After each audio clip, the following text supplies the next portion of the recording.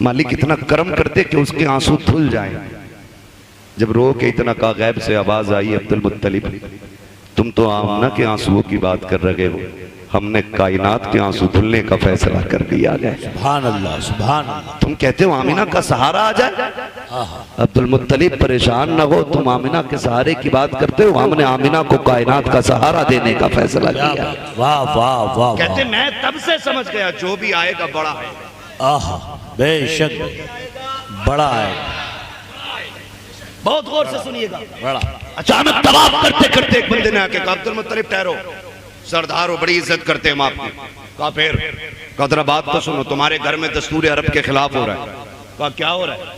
کہا دستور عرب کے خلاف یہ ہو رہا ہے کہ ہمارا دستور یہ عورت کو خوشبو نہیں لگانی ہے بیوہ ہونے کے بعد, لیکن آپ کے گھر کی بہو آمینہ خوشبو لگاتی. عبد المطلب کہنے لگے مجھے تو نہیں معلوم, کیونکہ وہ حیا والے لوگ تھے, اور آج کے بغیرت لوگ سسر بہو کے گلے میں ہاتھ ڈال کر کہہ رہا ہے کہ نہیں یہ میری فرینڈ ہے. یہ بغیرتی ہے.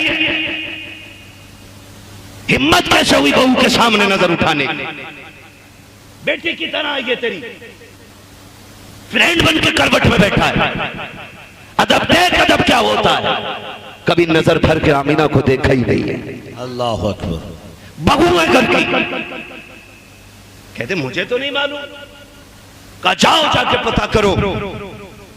دوڑتے ہوئے گھر آئے, چہرہ زرد بدن زرد, آنکھیں لال ہیں.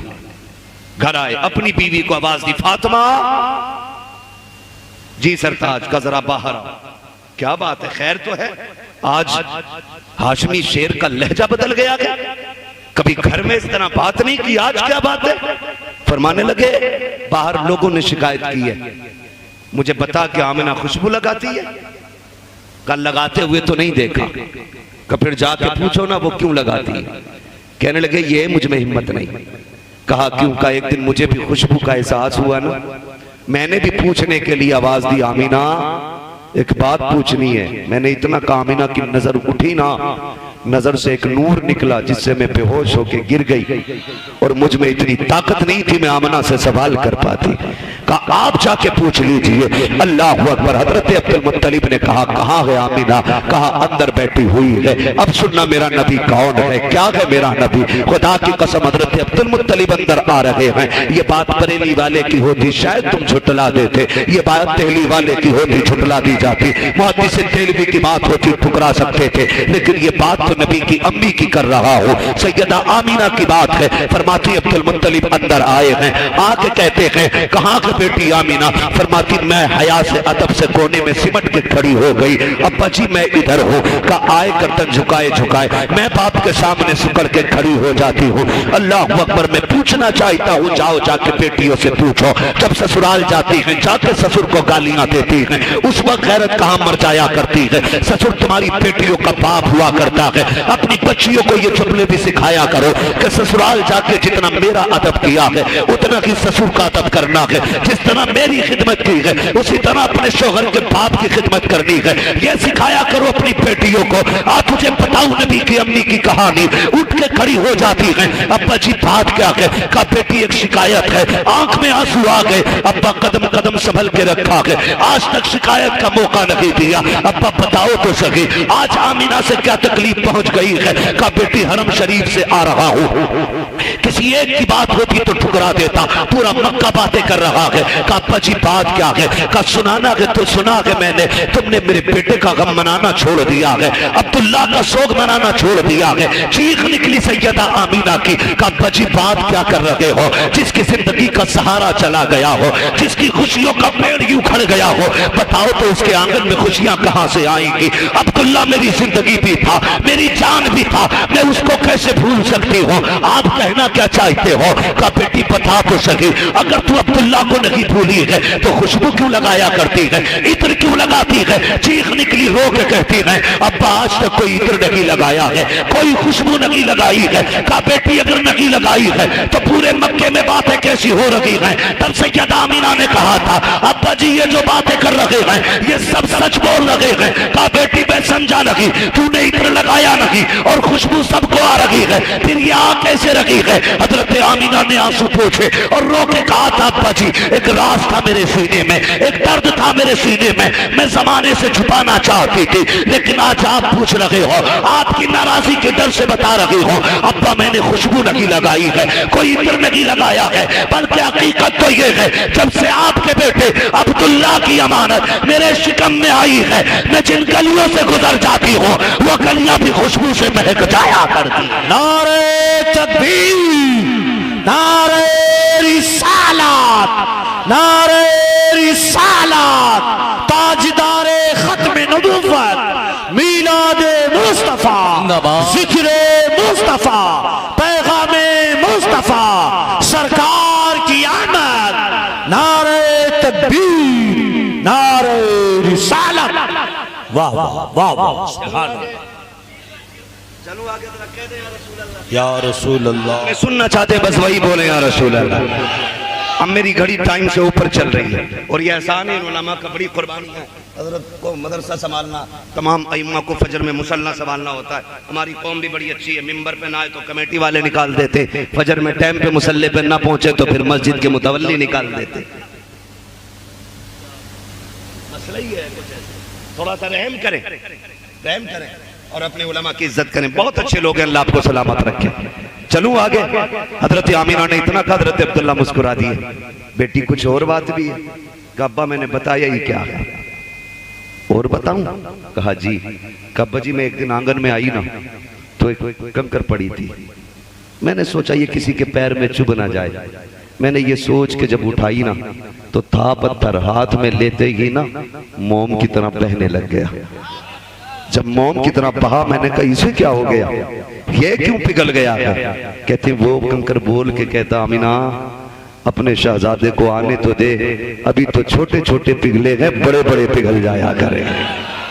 کیا بات، واہ واہ واہ واہ واہ، بڑے بڑے پگھل جایا کریں گے اور پگھلے بے شک، پگھلے کب مٹھی ابو جہل کی تھی، کیا بات، واہ واہ بولی میرے نبی کی تھی۔ واہ واہ واہ واہ، یہ بندہ نہیں بولا کرتے، ہاں تمہارے یہاں نہیں ہمارے یہاں سب بولا کرتے ہیں، کیا کہنا، واہ سب واہ، بولا کرتے ہیں۔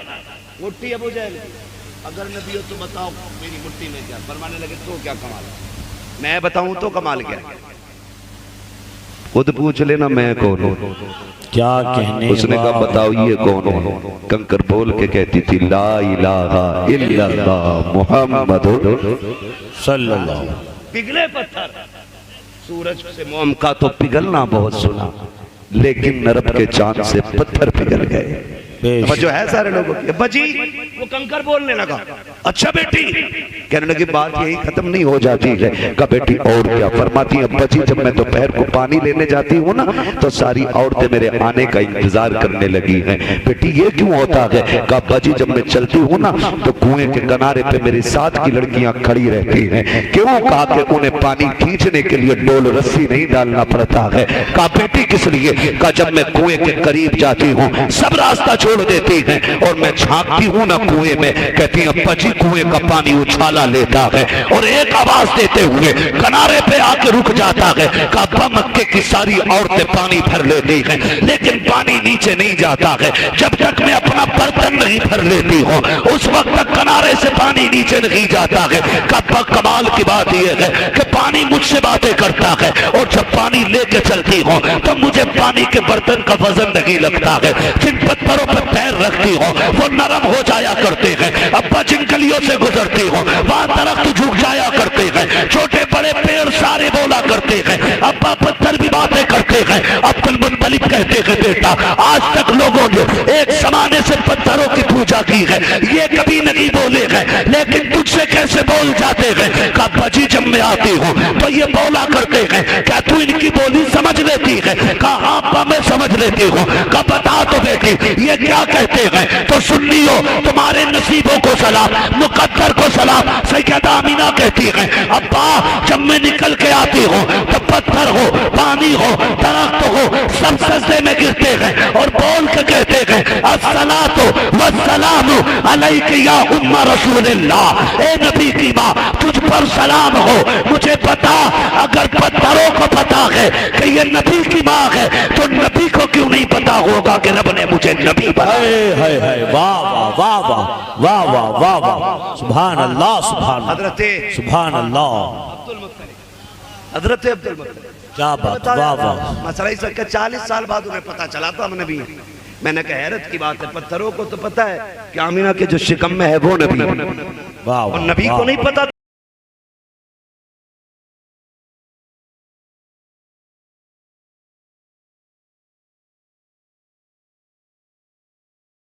کعبہ جی پتھر سلام کرتے ہیں، کہنے لگے رب نے میری دعا قبول فرما لی ہے۔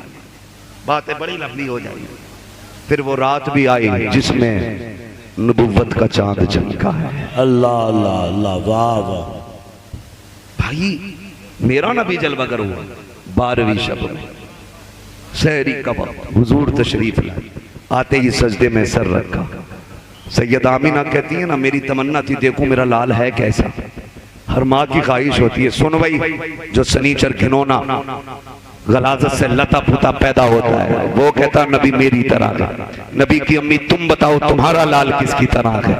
وہ کہتی ہے میری تمنا تھی دیکھو میرا لال کیسا ہے، اس کی آنکھیں کیسی، کہتی جب میں نے سب سے پہلے لال کا چہرہ دیکھا نا میرے لال کی آنکھوں میں سرما لگا ہوا تھا، میں نے چہرے پہ نگاہ ڈالی تو میرا محبوب میرا شہزادہ غسل کر کے تشریف لایا ہے، کہتی آنکھوں میں سرما لگا ہوا ہے، مدہوناً بالوں میں تیل پڑا ہوا ہے، مغسولاً غسل کر کے تشریف لا رہے ہیں، مختوناً ختنہ شدہ پیدا ہو رہے ہیں، ناف بریدہ ہے، معطرہ ایسی خوشبو نکل رہی تھی کہ پیدا میرے آنگن میں تھا کلیاں پوری مکہ کی مہکنے لگ گئی۔ واہ واہ واہ واہ واہ واہ، سبحان اللہ سبحان اللہ سبحان، واہ واہ واہ، ماشاء اللہ ماشاء مکہ کی مہک گئی۔ اللہ، ہاں ہاں ہاں، چلو آگے کیا بات، واہ واہ، ساجدہ آیا میرا لال، آتے ہی سجدے میں سر رکھ دیا، رب حبلی امتی کہتے ہوئے پیدا ہوئے، رب نے فرمایا کہ بخشا الصلاۃ والسلام،